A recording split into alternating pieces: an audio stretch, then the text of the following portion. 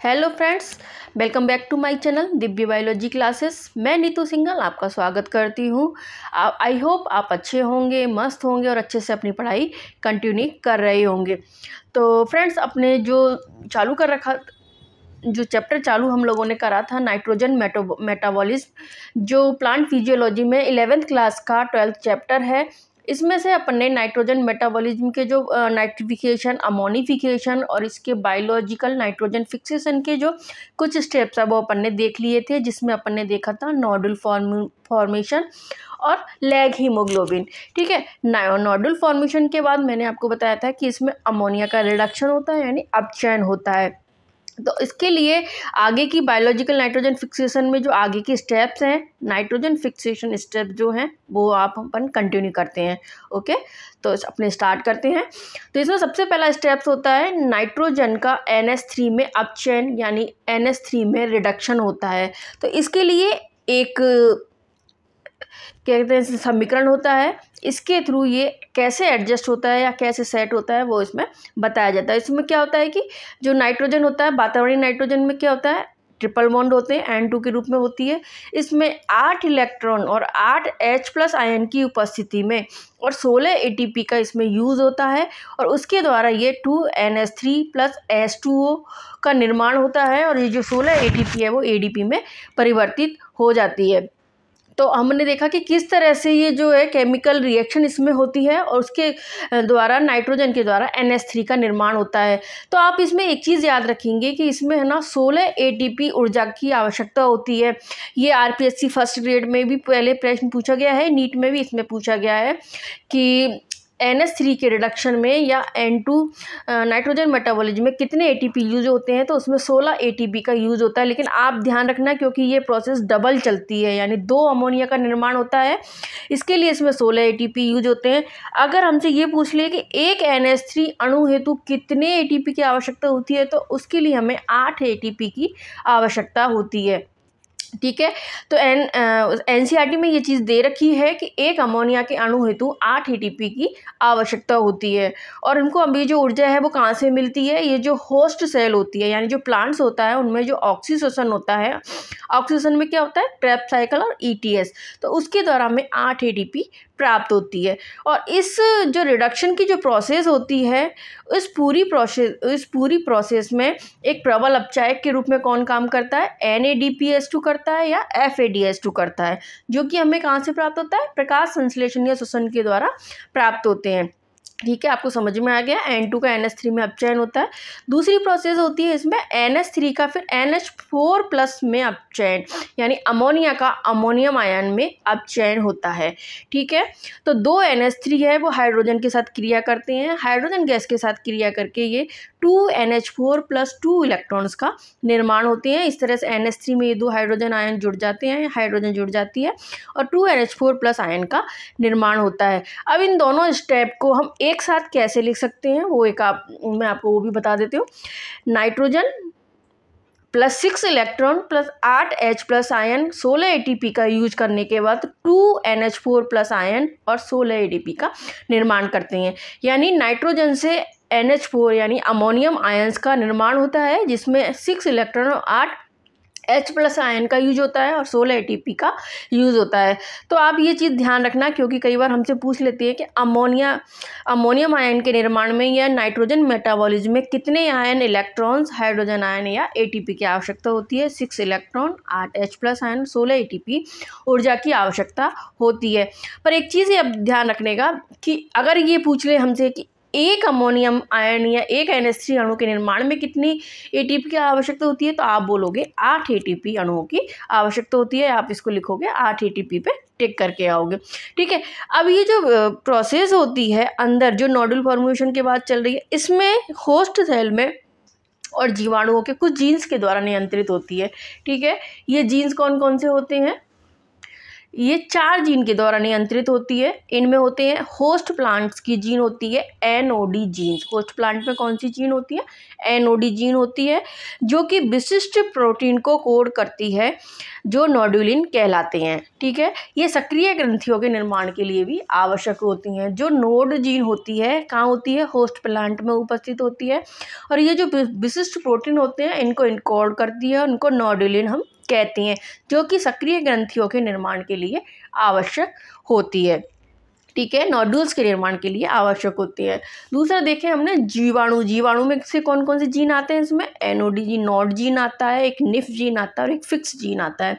3 gene हमें जीवाणु से मिलते हैं और एक जीन हमें नोड्स उससे होस्ट प्लांट से मिलता है। ठीक है, अब आगे देखें कि जो अमोनिया हमारी बनी है उस अमोनिया का आगे क्या होता है, यानी प्लांट्स में उसकी क्या आगे प्रोसेस है, उस चीज़ को अपन देख लेते हैं। तो उसको अपन देखते हैं, हम लोग देखते हैं कि अमोनिया की जो नियति होती है या जो N2 का स्वांगीकरण बे अमीनो अम्लों का इससे निर्माण होता है। ठीक है, तो ये किस तरह से होता है? NH4+ का जो प्लांट है उसमें अमीनो एसिड्स के निर्माण में यूज करते हैं। ठीक है, अमोनियम आयन कहते हैं ना, ज़्यादा देर तक फ्री नहीं रह सकता क्योंकि एक विषैला पदार्थ होता है, तो इसके लिए ये तुरंत एमिनो एसिड का निर्माण करता है। इसमें कैसे होता है कि NH3 होती है, वो pH पर प्रोटीनीकरण के बाद NH4+ का निर्माण करती है। ठीक है, अपने अभी देख लिया आप लोगों ने। उसमें प्लांट्स होती है वो NH4+ का भी अवशोषण कर सकते हैं। NH4 जो प्लांट्स के लिए विषाक्त होती हैं, जिसमें प्लांट में स्टोरेज नहीं कर पाते हैं, क्योंकि अमोनियम आयन जो वो प्लांट्स के लिए विषाक्त होता है, इसके लिए उसको स्टोरेज नहीं कर पाते हैं। इसके लिए अमोनिया के रूप में इसका स्टोरेज करते हैं और अमोनिया के द्वारा फिर उसमें से हमें अमीनो एसिड्स का निर्माण होता है। इसके जो 2 स्टेप्स होते हैं, पहला स्टेप होता है अपचयित एमिनीकरण, यानी बोलते हैं रिडक्टिव एमिनेशन।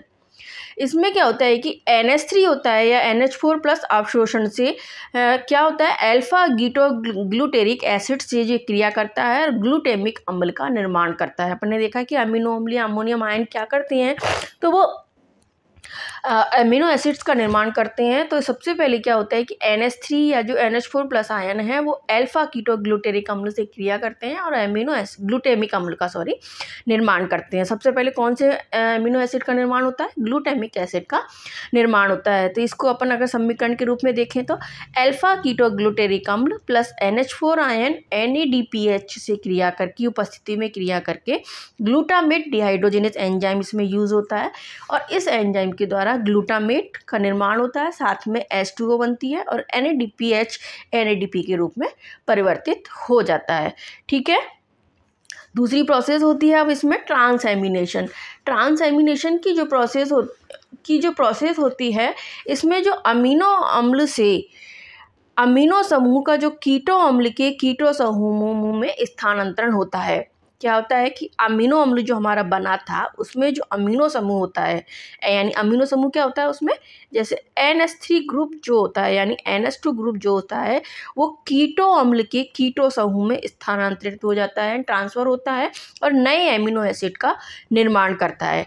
तो किसमें कैसे होता है? ग्लूटामिक एसिड है वो पायरुविक एसिड की उपस्थिति में यानी पायरुविक एसिड से क्रिया करके ट्रांसएमिनेज एंजाइम की उपस्थिति में एलेनिन का निर्माण करता है और अल्फा कीटोग्लूटेरिक अम्ल जो है वो वापस बन जाता है। तो ये जो प्रोसेस है फ्रेंड्स वो इस तरह से ही चलती रहती है। इसमें क्या होता है कि पहले क्या बना? ग्लूटामिक एसिड बना, और ये जो ग्लूटामिक एसिड हमने कैसे देखा था कि इसमें कैसे होता है कि हमने जो NH3 देखा था, ठीक है, NH3 होता है वो NH3 किससे क्रिया करता है? अल्फा कीटो ग्लूटेरिक अम्ल से क्रिया करता है। ठीक है ना। ग्लूटेरिक अम्ल से क्रिया करने के बाद इससे किसका निर्माण हुआ? ग्लूटेमिक एसिड का निर्माण हुआ। ठीक है, अब ये जो ग्लूटेमिक एसिड, इस प्रोसेस को हमने क्या कहा था? Reductive ammunition.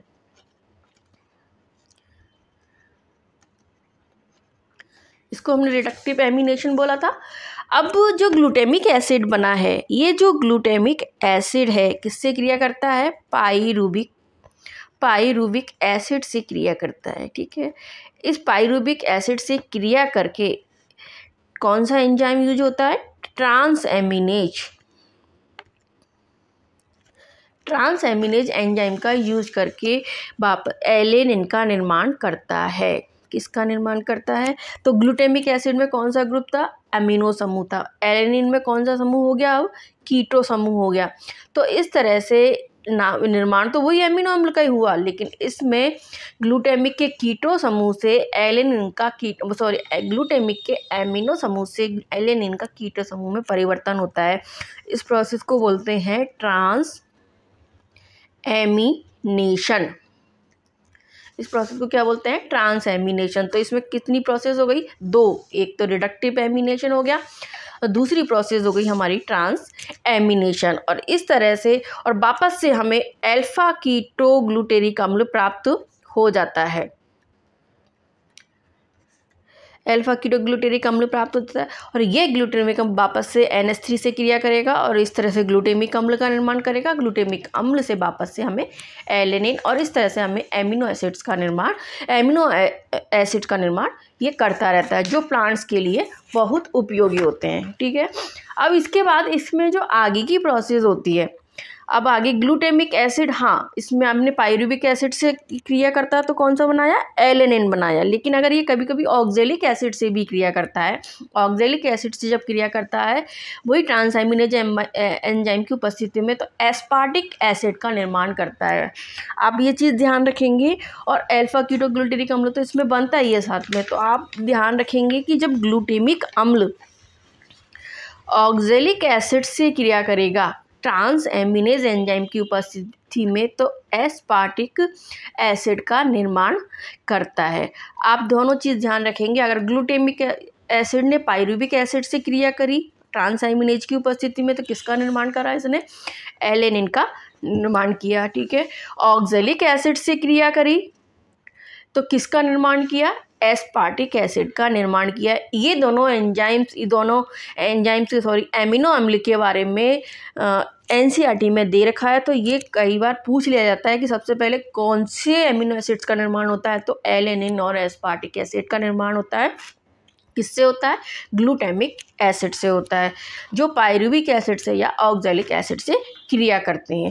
ठीक है, ग्लूटामिक एसिड के बारे में अपन सबसे पहले कौन सा बना था? एमिनो एसिड बना था ग्लूटामिक एसिड। तो ग्लूटामिक एसिड के बारे में थोड़ा सा देख लेते हैं, जो NCERT में दे रखा है। ग्लूटामिक एसिड जो होता है प्लांट में निर्मित मुख्य प्रथम एमिनो एसिड है। आप फ्रेंड्स इस चीज़ को ध्यान रख लेना, क्योंकि ये क्वेश्चन पहले भी नीट में पूछा गया है।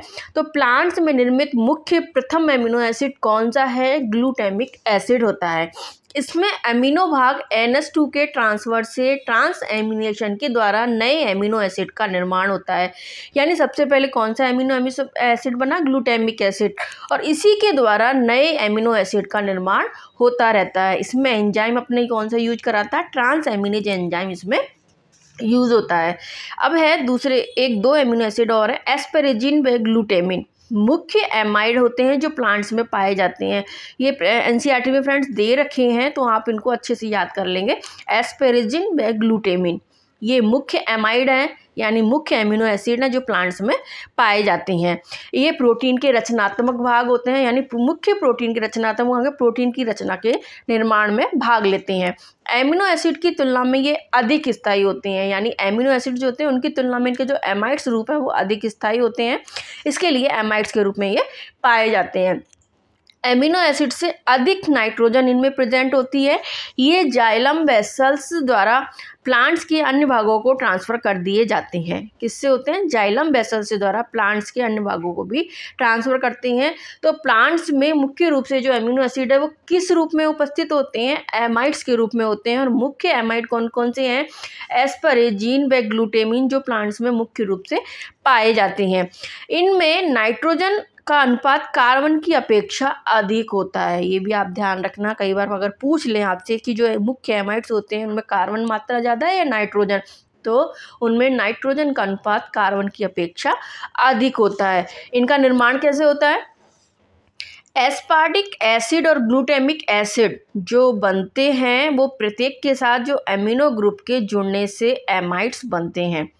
यानी हमारे एस्पार्टिक एसिड होता है ना, आपने ये तो आप जानते ही होंगे कि जो एसिड, ये जो एमिनो एसिड होते हैं उनमें एक साइड होता है NH2 ग्रुप, दूसरी साइड COOH ग्रुप होता है। ठीक है। तो ये जो एमाइड्स कैसे बनते हैं कि जो इनके एक साइड जो COOH ग्रुप होता है ना, उसके स्थान पर वापस से एमिनो ग्रुप लगा देते हैं।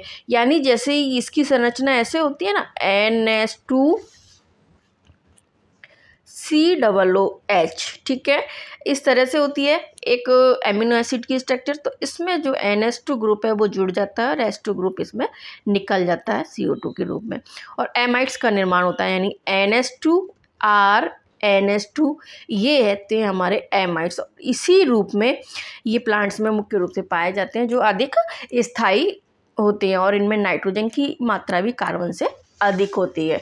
ठीक है, अभी हाँ, एक मुख्य पॉइंट इसमें दे रखा है जो कई बार पूछ लेते हैं कि जो सोयाबीन होती है, कहते हैं ना हमें प्रोटीन का सबसे अच्छा सोर्स होता है सोयाबीन, उसमें जो नाइट्रोजन ट्रांसफ़र है वो मुख्य रूप से यूरेट्स के रूप में होता है। किस रूप में होता है? यूरेट्स के रूप में होता है, और इसी रूप में इनमें नाइट्रोजन संचित होती है, तो इसलिए इनमें प्रोटीन नाइट्रोजन की मात्रा अधिक पाई जाती है। तो फ्रेंड्स, आज हमने देखा नाइट्रोजन मेटाबॉलिज्म का जो पार्ट 2 था वो हमने इसे कंप्लीट कर लिया, और इस तरह से नाइट्रोजन मेटाबॉलिज्म की जो पूरी प्रोसेस अपन ने देख ली। इसमें अपन ने नाइट्रिफिकेशन, एमोनिफिकेशन और बायोलॉजिकल नाइट्रोजन फिक्सेशन का जो कुछ पार्ट था वो अपन ने कल देख लिया, जिसमें नोडल फॉर्मेशन तक देख लिया था, और इसके आगे की जो प्रोसेस है इसमें अमोनिया का रिडक्शन और ट्रांसएमिनेशन की प्रोसेस अपन ने आज देखी थी। तो इस तरह से ये नाइट्रोजन मेटाबॉलिज्म वाला पार्ट पूरा होता है। फ्रेंड्स, अगर आपको मेरी वीडियो पसंद आई हो तो प्लीज़ इसे अधिक से अधिक लाइक करें, सब्सक्राइब कर दें मेरे चैनल को, और अधिक से अधिक ग्रुप में शेयर कर दें ताकि और लोगों को भी इस वीडियो का फ़ायदा हो सके। फिर मिलते हैं एक नई वीडियो के साथ, एक नए चैप्टर की शुरुआत के साथ। Thank you.